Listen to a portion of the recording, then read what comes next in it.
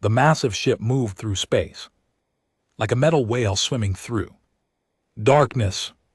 Captain Jake Morrison stood on the bridge, watching the stars pass by. Through the window, his hands were steady, but his heart was beating fast.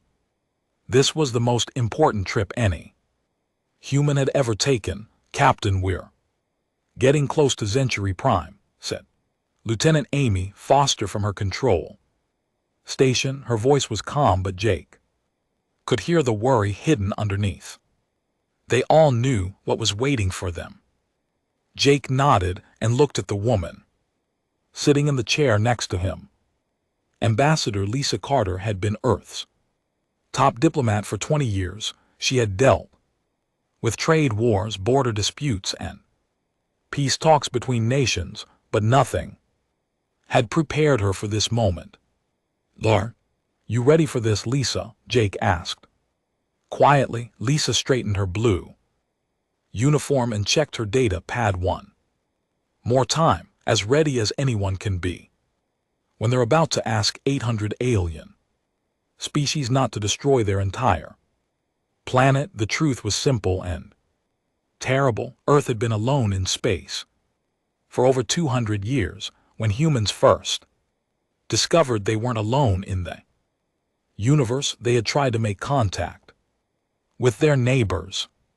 But first contact had gone wrong in ways no one could have imagined. The aliens had seen human movies and television shows. They had read human books and studied human history. What they saw scared them more than any weapon or army ever could. Humans were violent, unpredictable, and they grew stronger and smarter every year.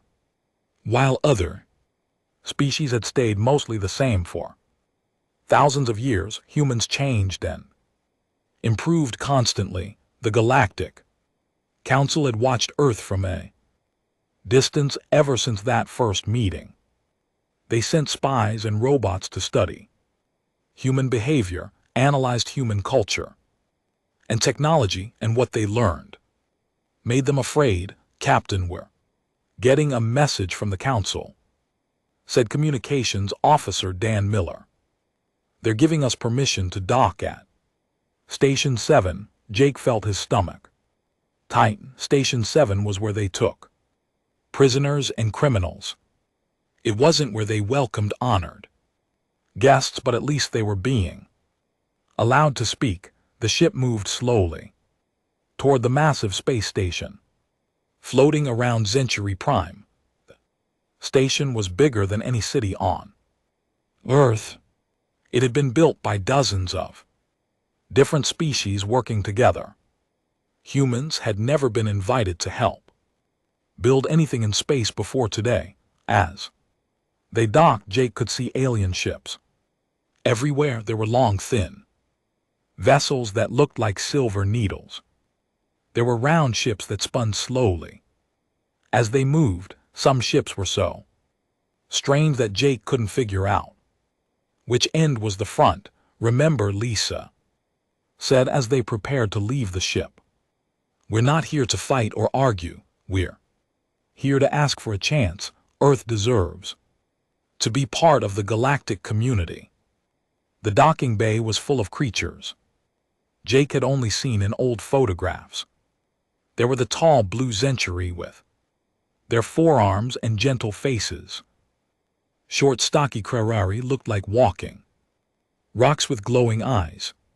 The snake-like Vorthech slithered along the floor, leaving trails of slime behind them, but none of them looked happy to see the humans. An entry guard approached them. "Ambassador Carter, Captain Morrison, you will follow me to the council chambers. You have been given 15 minutes to present your case." 15 minutes, that was all the time they had to save their entire species. They walked through corridors that seemed to stretch forever. The walls were covered with symbols and writing from hundreds of different languages. Jake tried to read some of them but gave up quickly. Needed to focus on what was coming next. The council chambers were huge beyond imagination. Seats rose up in circles like a giant stadium. Each seat sat a different type of alien creature. Some were tall, some were short, some had fur, some had scales, some breathed oxygen like humans, others wore special breathing equipment. At the center of the chamber stood a platform where Lisa and Jake would make their speech. Around them sat 847 different species, all waiting to judge humanity. Chancellor Zextel of the Vorthok slithered to the speaking platform. His voice was like oil sliding over glass. The Galactic Council will now hear the case of the human species. Ambassador Carter, you may begin. Lisa stepped forward. Her voice was strong and clear. Honored members of the Council, humanity comes before you today asking for one simple thing. We want to join the galactic community as equals. We want to trade, learn, and grow together with all of you. A rumble of voices filled the chamber. Jake couldn't understand most of what was being said, but it didn't sound friendly. We know our history isn't perfect, Lisa continued. Yes, humans have fought wars as we have made mistakes, but we have also created beautiful art, amazing music, and incredible technology. We've learned to work together and build better societies. Chancellor Zek's eyes glowed red. The Council has studied your species for 2 centuries. We have seen your movies about war and violence.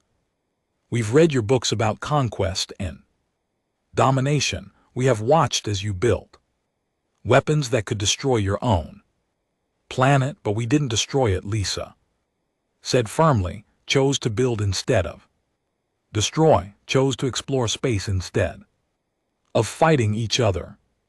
We chose to come here and ask for friendship instead of arriving with weapons. The Chancellor slithered closer to the platform. The evidence shows that humans are too dangerous to be allowed freedom in the galaxy. You grow too fast, learn too quickly, and change too much. Other species have been stable for thousands of years. Humans change everything they touch. Jake felt his hands form into fists. He wanted to argue, to fight, to defend his people, but he knew that would only prove the aliens' point about human violence. Change isn't always bad, Lisa said. Sometimes change makes things better. Sometimes new ideas solve old problems. We could help the galaxy grow and improve, but Jake could see it was too late. The council members were already making up their minds. Fear was stronger than hope in this room. Chancellor Zexel raised one of his forearms. The council will now vote on Resolution 4471. All species in favor of placing the human race under galactic control and converting them to a labor force for dangerous mining operations will indicate by activating their voting devices. The chamber filled with the sound of 847 small beeps. Every single species had voted yes. The vote is unanimous. The Chancellor announced the human species will be enslaved. Earth has 30 galactic standard days to surrender unconditionally or face complete annihilation. Lisa's face went white. Jake felt the world spinning around him. Every species in the galaxy wanted to make humans into slaves. This meeting is concluded. The Chancellor said the humans will be escorted back to their ship and given safe passage to Earth to deliver this message. As they walked back through the corridors, Jake noticed something different.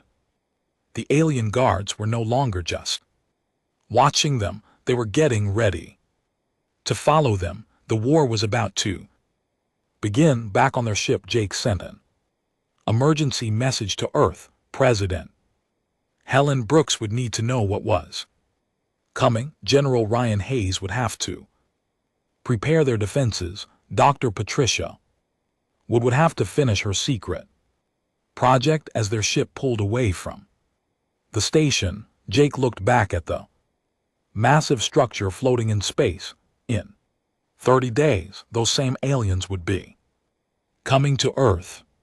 They thought humans would be easy to defeat because they had never seen humans fight for their survival. They were about to learn how wrong they were. The vote had been unanimous, 847 species against 1, but Jake knew something the aliens didn't know. When humans were backed into a corner with no way out, they became the most dangerous creatures in the galaxy. The war for Earth was about to begin. The alarm bells were ringing across Earth like the sound of death itself. In the command center, buried deep under the Rocky Mountains, President Helen Brooks stood, looking at the biggest screen anyone had ever built. On that screen she could see them coming.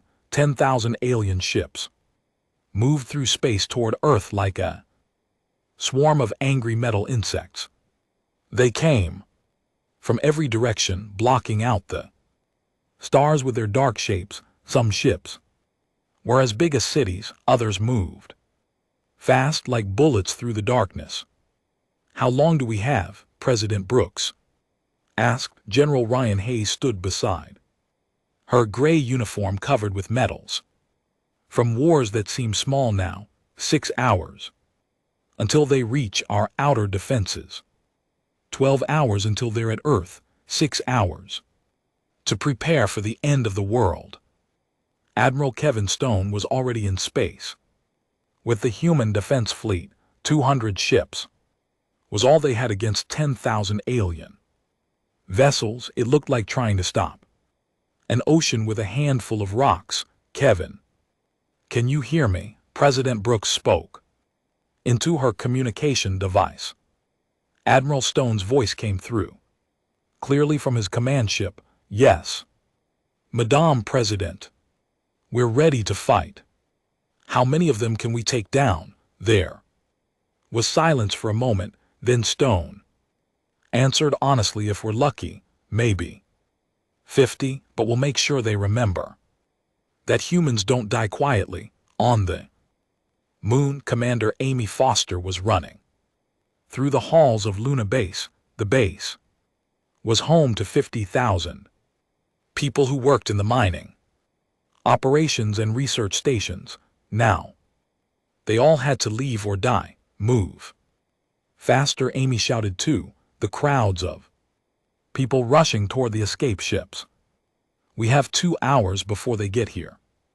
Children cried as their parents carried them. Old people moved as fast as they could. Everyone knew they might never see their home again. Amy's communication device buzzed. Commander Foster, this is General Hayes. What's your status?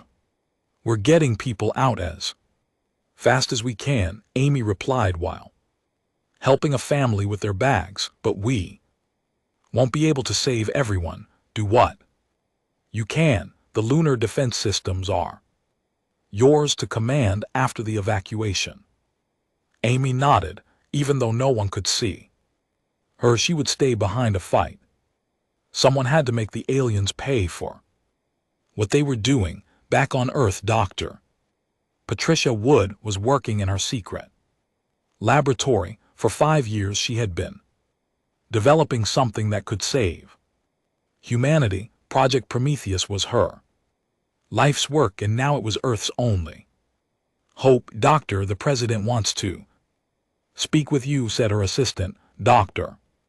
Carl Johnson. Patricia wiped the sweat from her face and picked up the phone. Hello, Madame President. Patricia, please tell me you have good news. The project is ready, but Helen, what we've done to our people, some might call it Playing God. Right now I'll take God's help if we can get it. You sure it will work?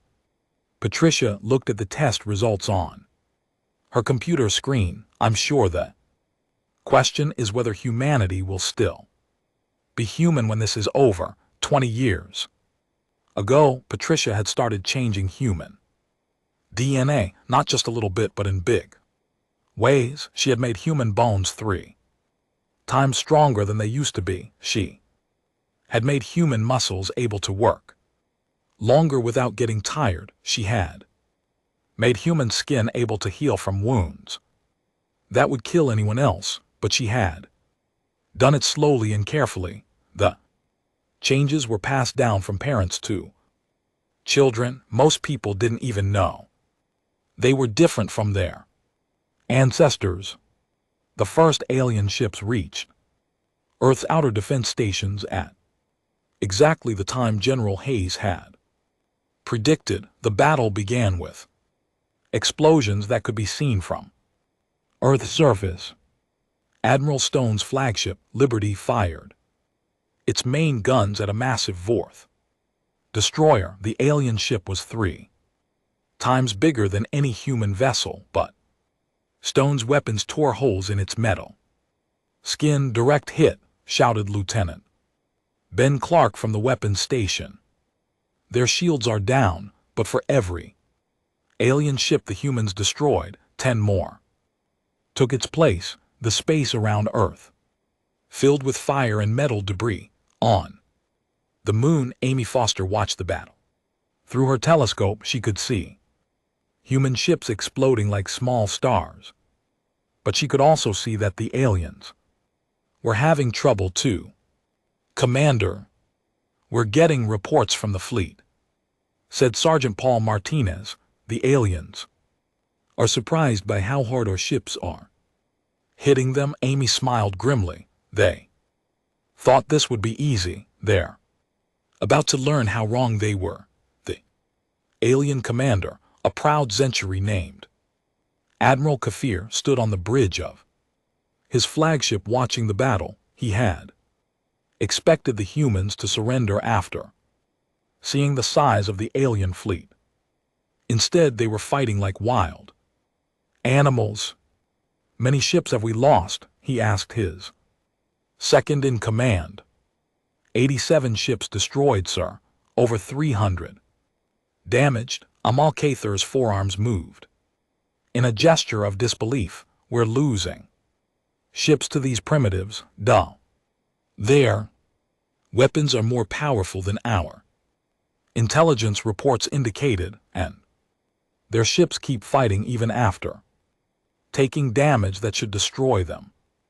On Earth, the first alien landing ships began to enter the atmosphere. They look like burning meteors falling from the sky. General Hayes watched them come down in deserts and forests far from the big cities. They're trying to avoid civilian casualties, he said to his staff. They want slaves, not corpses.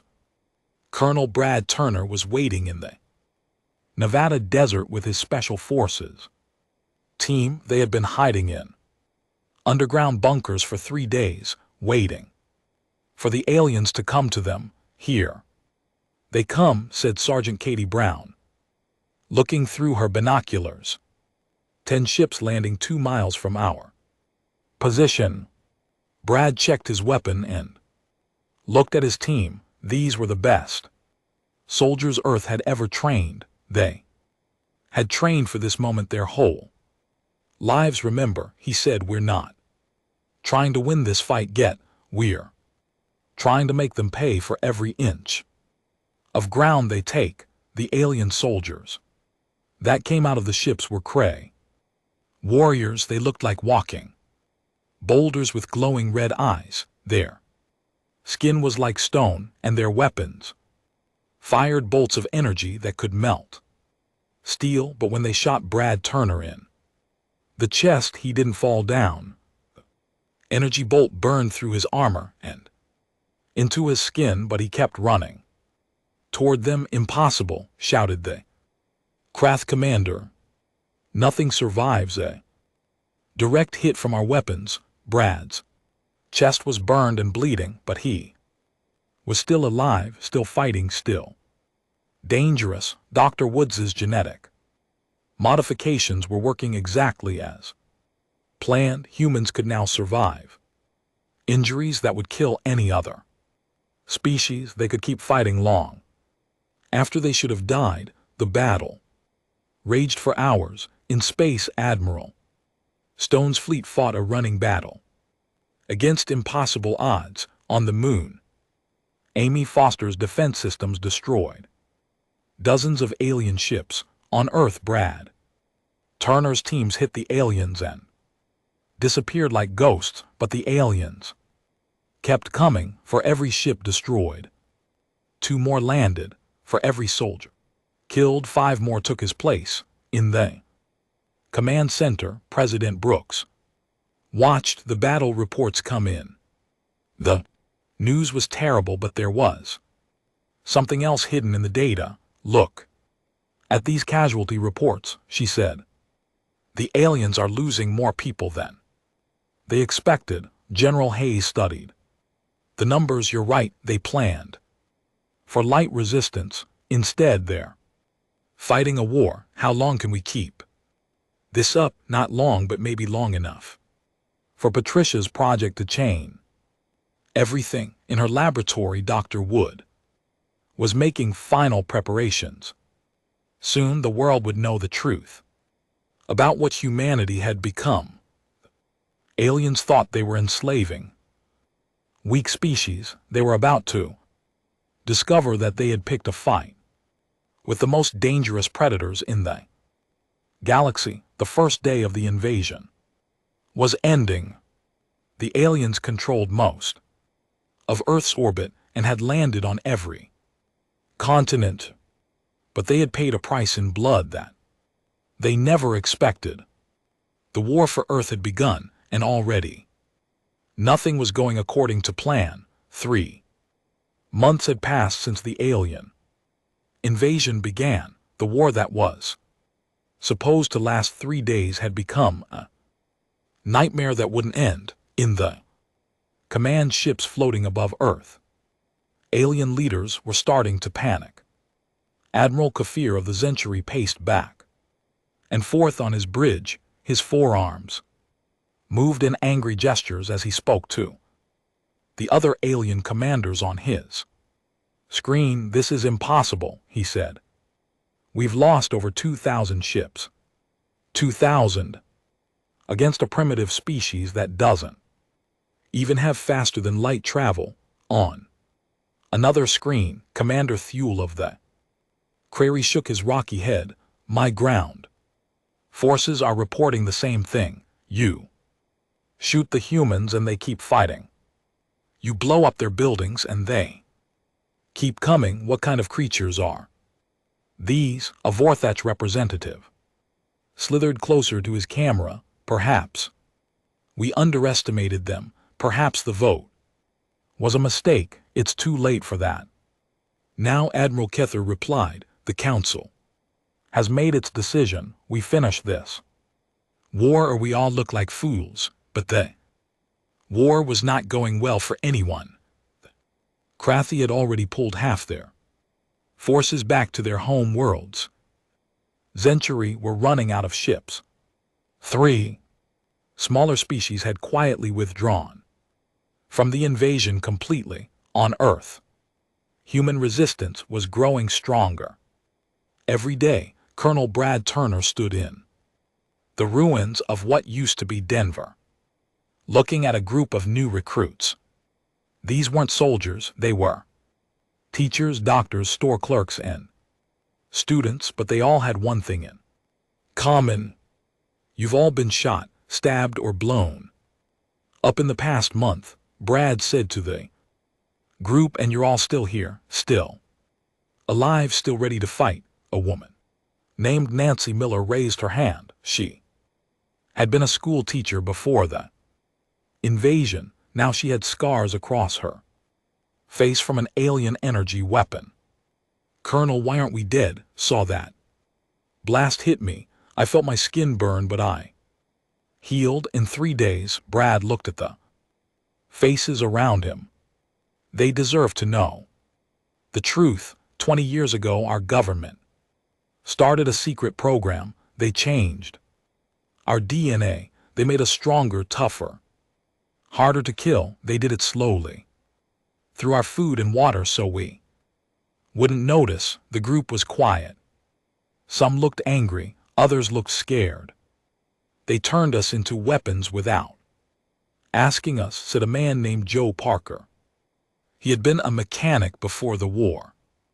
Brad replied, but right now those changes are the only reason we're still alive. It's the only reason Earth isn't a slave planet. Across the ocean, Captain Julie Adams was leading a different kind of mission. She had been a computer expert before the war. Now she was breaking into alien systems and stealing their secrets. I'm in, she whispered to her team as they hid in the wreckage of an alien communications station, downloading their files now.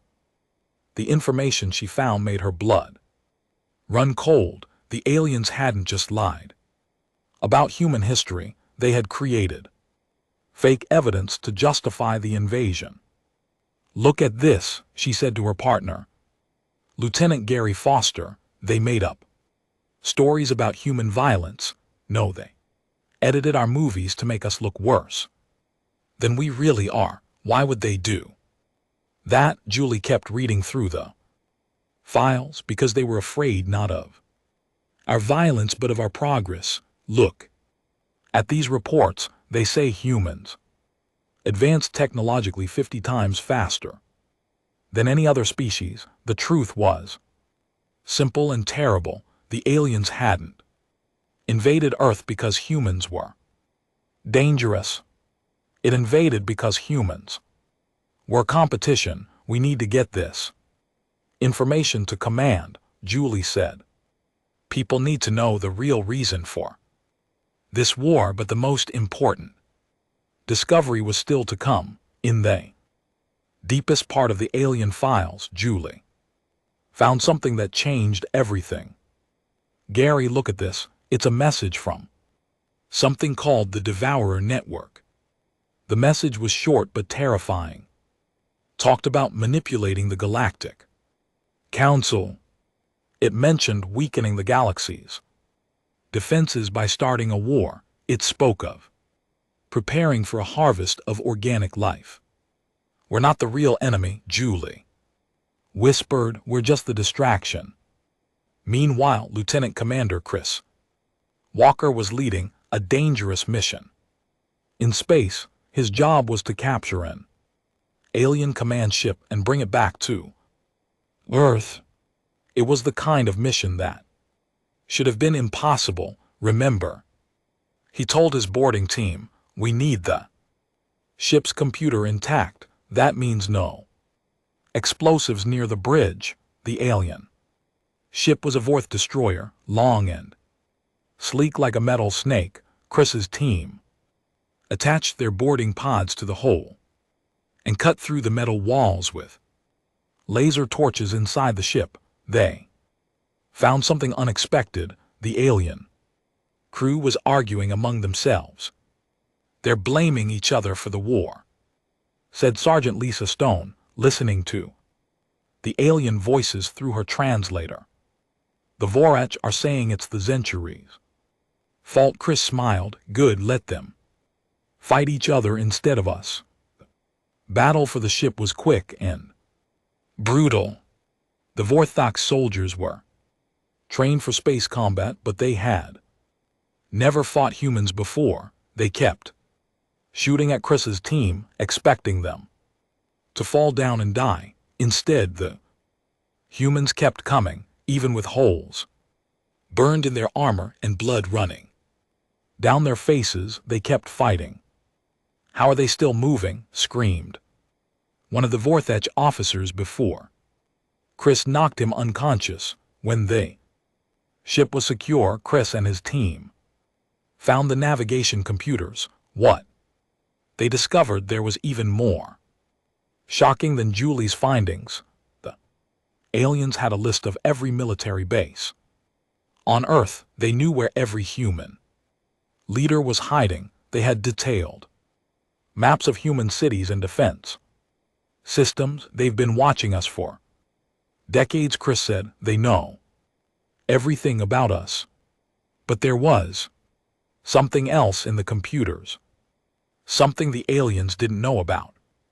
Dr. Patricia Wood's secret project was mentioned in the files, but the aliens thought it was just a medical research program. They have no idea what we've become, Chris said with a grin. They're still planning to fight the humans from 50 years ago. Back on Earth, Dr. Wood was putting the finishing touches on the second phase of her project. The genetic modifications had been just the beginning. Now she was ready to unleash something that would change the war completely. Are you sure about this, Patricia asked President Brooks over the phone. Once we release it, there's no going back. The quantum virus will disable their technology without harming any living creature, Dr. Wood explained. Their ships will lose power.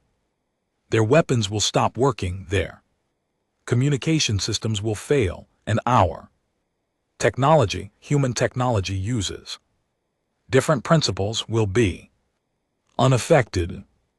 The virus was released at exactly midnight Earth time. It spread through space at the speed of light, carried by quantum particles that could pass through any barrier. The effect was immediate and devastating.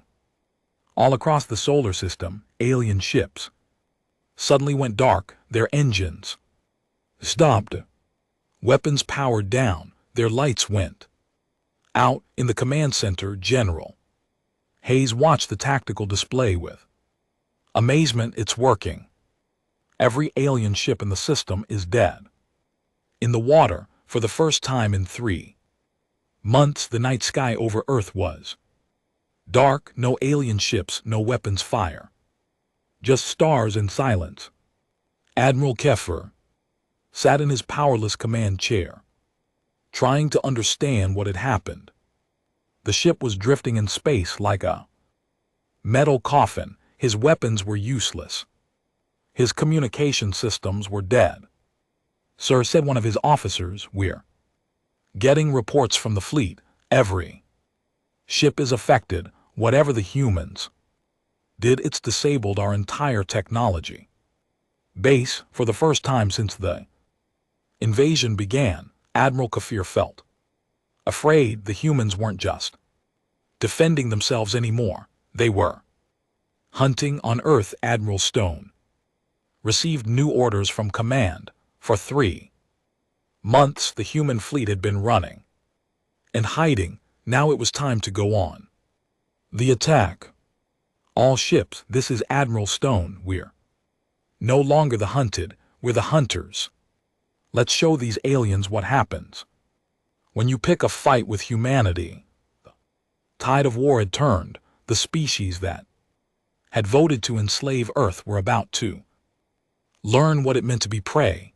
The hunter had become the hunted. For the first time in over 200 years, human ships were leaving Earth's solar system and heading toward alien worlds. Commander Tony Miller stood on the bridge of the warship Vengeance, watching the stars grow brighter as they approached the Century home system. How does it feel, Commander? Asked Captain Susan Hayes, his second in command, to be the one doing the invading for once. Tony looked at the tactical display, showing 12 human ships approaching Century Prime. Just 4 months ago, 10,000 alien ships had surrounded Earth.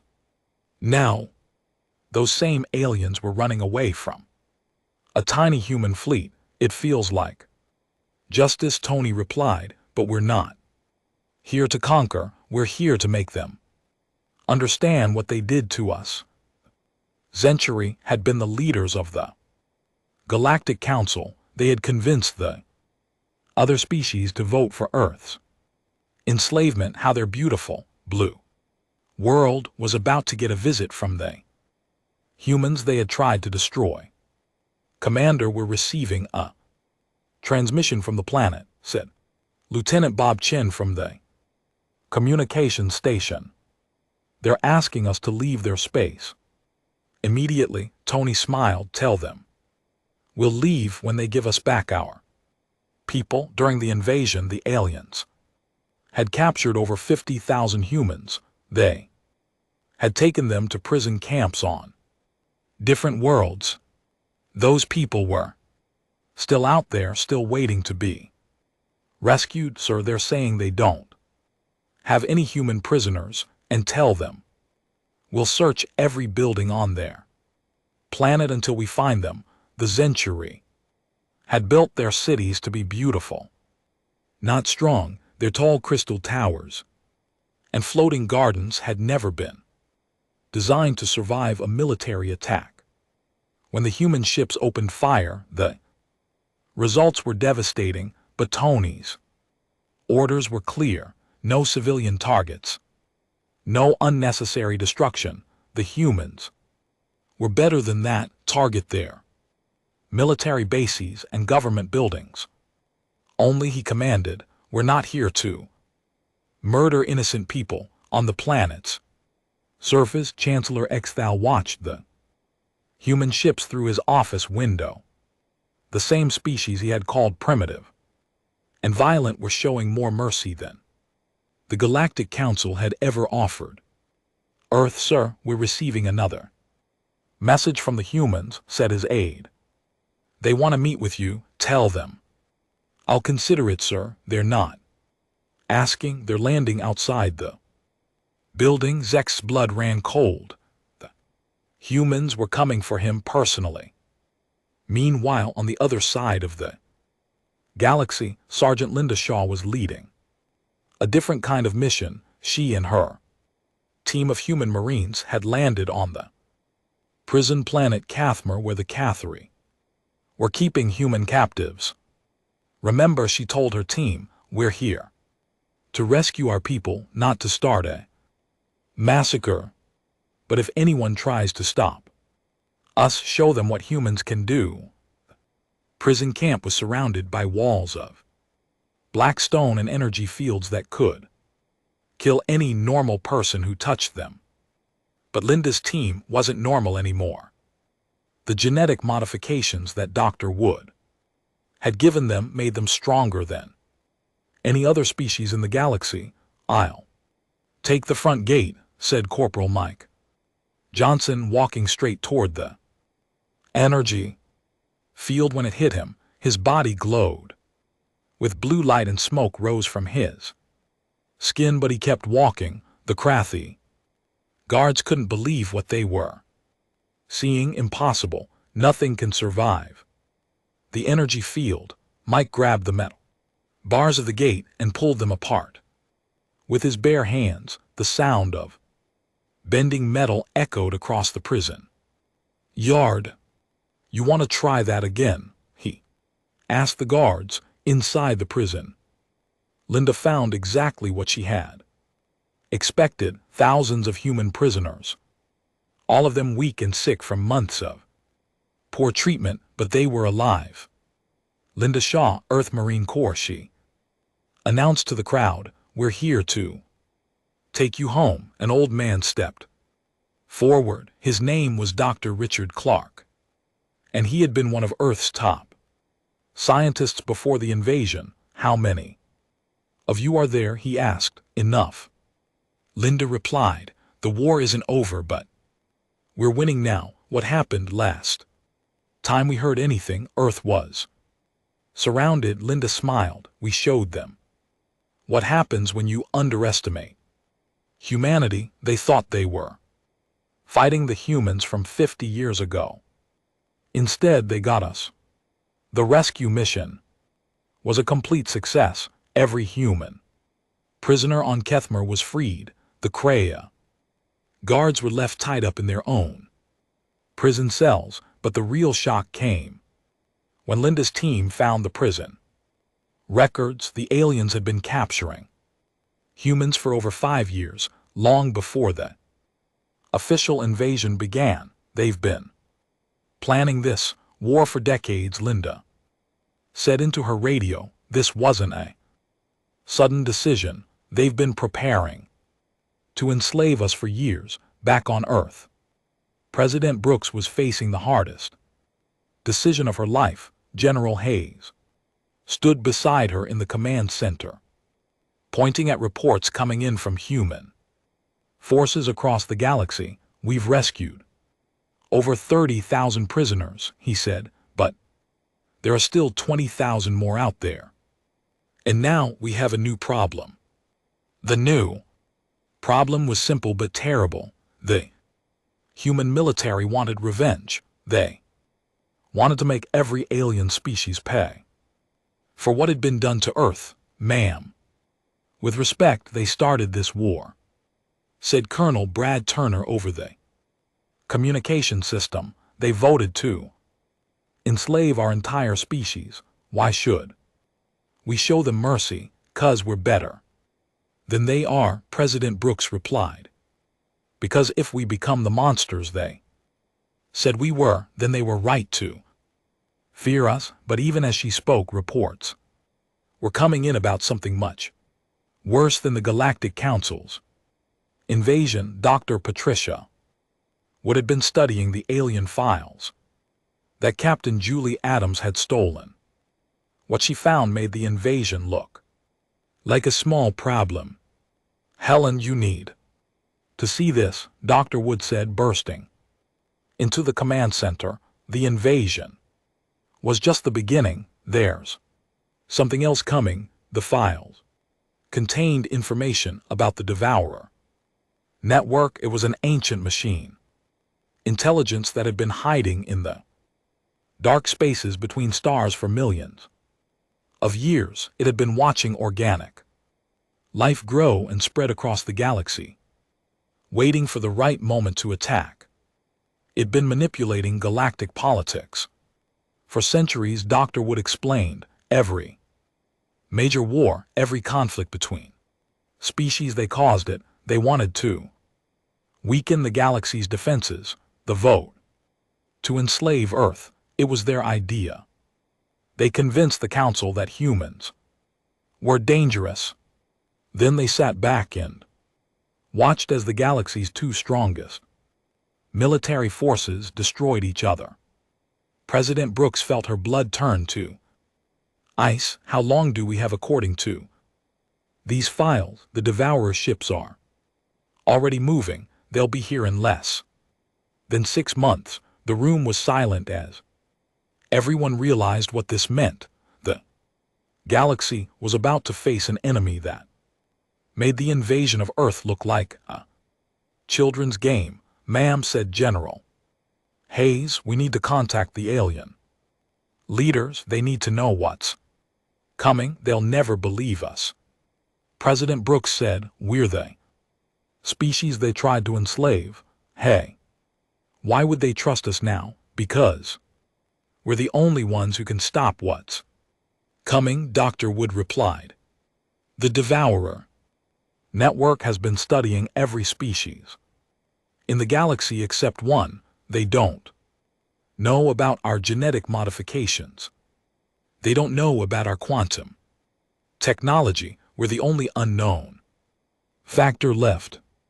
In space, Admiral Stone was receiving new orders. The human fleet was no longer hunting alien ships. Instead, they were trying to protect them all. Ships, this is Admiral Stone. We have new intelligence about a threat to all organic life in the galaxy. Our mission has changed from revenge to survival. On the bridge of his flagship, Admiral Stone looked at the tactical display, showing human and alien ships scattered across a dozen star systems. Some were still fighting each other. Others had simply gone dark. Sir, said his communications officer, we're getting reports of something strange happening in the outer rim. Entire star. Systems are going dark, no. Communications, no sensor readings.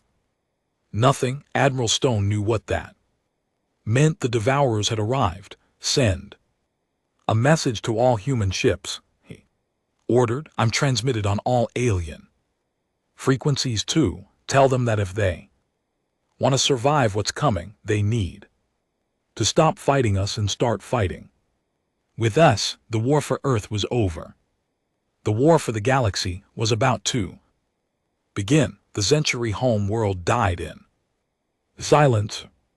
One moment it was there, a beautiful blue planet with crystal cities and floating gardens. The next moment it was gone, consumed by a swarm of black machines that left nothing behind but empty space and metal dust. Admiral Jake Morrison stood on the bridge of his new flagship, watching the destruction through his telescopes. The same planet where the Galactic Council had voted to enslave humanity was now nothing more than scattered atoms floating in the darkness. How many people lived there?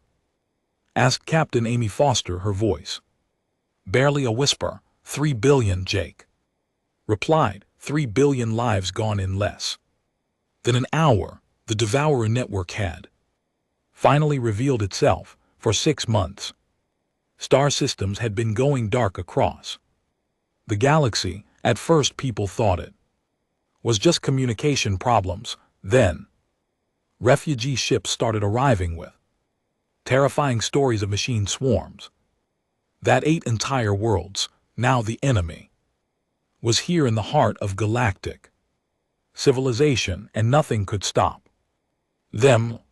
Sir, we're receiving a transmission, said Lieutenant Dan Miller from the communication station. It's from Chancellor Zexthal. Jake felt his jaw tighten. The same alien leader who had announced Earth's enslavement was now calling for help. Put him through. The screen flickered and showed the Vorthach leader, but he looked different now. His proud bearing was gone. His voice shook with fear.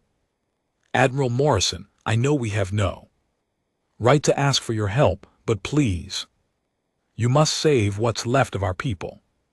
Where are you? 3 ships. We have maybe 10,000 survivors from my home world. The machines took everything else. Jake looked around his bridge. His crew was watching him, waiting to see what he would do. These were the same aliens who had tried to destroy Earth. The same species who had voted unanimously for human slavery. Give me your location. Jake said, we're coming to get you. Sir, Captain Foster looked surprised. After everything they did to us, they're not our enemies anymore, Jake replied. The machines are. The rescue was dangerous. The Devourer ships moved like metal sharks through space, hunting anything that moved, but the human fleet had advantages the machines didn't expect. Dr. Patricia Wood's quantum technology made human ships nearly invisible to Devourer sensors. The genetic modifications she had given to humanity made human crews able to survive in damaged ships that should have been death traps. There, said Navigator Carl Johnson, pointing at his screen. 3 ships dead in space. They've lost all power. The alien ships looked like broken toys floating in the darkness. Their beautiful curved hulls were scarred and burned. Their engines were cold and silent. Life signs, Jake asked, but weak but present. They're running out of air. The rescue took 4 hours. Human crews worked in 0 gravity to transfer alien survivors from their dying ships to human vessels. Many of the aliens had never seen humans up close before. Chancellor Zexto was among the last to be rescued. When he saw Jake Morrison, he did something that no Vorthach had ever done before. He Bode, you saved us, he said. After everything we did to you, you saved us. We're all in this together now, Jake replied. The machines don't care what species we are. To them we're all just meat to be processed. Across the galaxy, similar scenes were playing out. Human ships were rescuing Cross survivors from the ruins of their fortress worlds. Human marines were fighting alongside Century soldiers to evacuate civilian populations. Commander Tony Miller found himself working with the same alien officers he had been hunting just weeks before, on the bridge of a captured Vorth destroyer. He coordinated rescue missions with former enemies. The irony is not lost on me, said Subcommander Heathall, a Century officer whose home world had been consumed 3 days earlier. We tried to enslave you, and now you're the only ones who can save us. Maybe that's the point, Tony replied. Maybe we're stronger together than we ever were apart. The combined fleet was growing every day. Human ships, alien vessels, even some ancient defense platforms that had been awakened from centuries of sleep, all of them united against the Devour network. But they were still losing. For every world they saved, 3 more fell to the machines.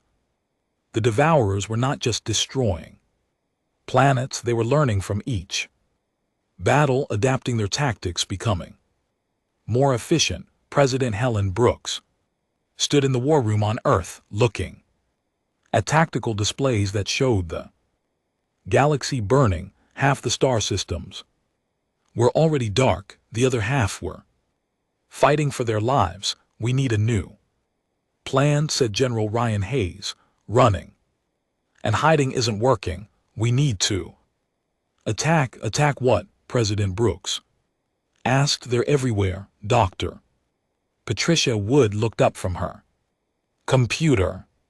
Not everywhere. I've been studying their movement patterns. All the machine swarms are connected to something, a central intelligence that's coordinating their attacks. Where? The Nexus system. It's in the galactic core, where no one ever goes because of the radiation. They've built something. There's something big. The plan was simple and suicidal. A combined fleet of human and alien ships would attack the Nexus system while the machines were spread out across the galaxy. They would find the central intelligence and destroy it. If they failed, organic life in the galaxy would end. Admiral Jake Morrison was chosen to lead the attack. His fleet included ships from every surviving species, all of them crewed by people who had been enemies just months before. This is probably a one-way trip, he announced to the combined fleet over the communication system. The Nexus system is heavily defended. Many of us won't make it home. On the bridge of his flagship, Chancellor Zextel spoke quietly to Jake. Why are you doing this? You could take your people and run to another galaxy. You could survive, 'cause that's not who we are. Jake replied. Humans don't run from fights, especially when innocent people are depending on us. The journey to the Nexus system took 2 weeks. As they got closer, the space around them filled with Devourer ships, thousands of them, all moving toward the human-alien fleet like metal predators. The battle was unlike anything the galaxy had ever seen. Human quantum weapons tore through machine holes while alien energy beams carved paths through Devourer swarms. Ships exploded like small stars while fighters danced between the wreckage. Commander Amy Foster led a squadron of mixed human and alien fighters through the chaos. Her wingman was a Krathri pilot named HFY, whose home world had been consumed a month earlier. Close, she told him over the radio. These machines are fast, not as fast as revenge. Theron replied, firing his weapons at a Devour interceptor in the center of the Nexus system. They found it. Massive structure the size of a small moon built from the processed remains of 1,000 worlds.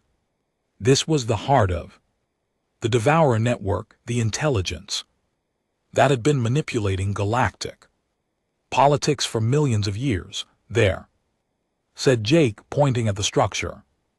That's our target. The final assault required volunteers. Someone had to get inside the structure and plant quantum charges at its core.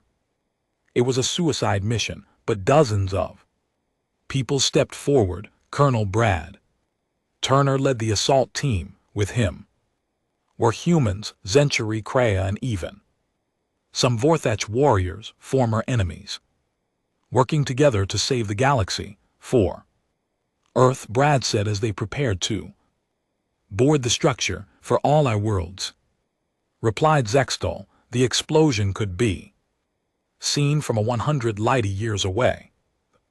Devourer's central intelligence died in a burst of quantum fire that rippled across the galaxy. Instantly, machine swarms everywhere stopped moving. Their connection to the master intelligence severed. The war was over. Organic life had survived. In the aftermath, representatives from every surviving species met on Earth. The same planet they had voted to enslave was now the center of a new galactic alliance. Admiral Jake Morrison stood before the assembled delegates in what had once been the United Nations building. 8 months ago, you voted to enslave humanity, he said. Today we stand together as equals. We've learned that our differences make us stronger, not weaker. Chancellor Zextal spoke for all the alien species. We came to Earth seeking slaves. Instead we found saviors. The vote that was meant to destroy humanity instead forged the greatest alliance the galaxy has ever known. President Brooks signed the new Galactic Charter, officially making Earth a founding member of the Reformed Council, but she knew this was just the beginning. From deep space, new signals were arriving. The Devourer network had been vast, spanning multiple galaxies. The war they had just won was only the first battle in a much larger conflict.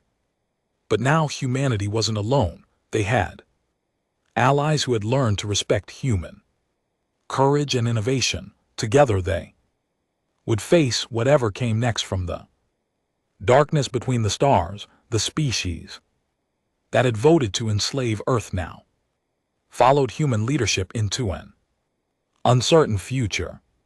And for the first time in galactic history, that future looked bright.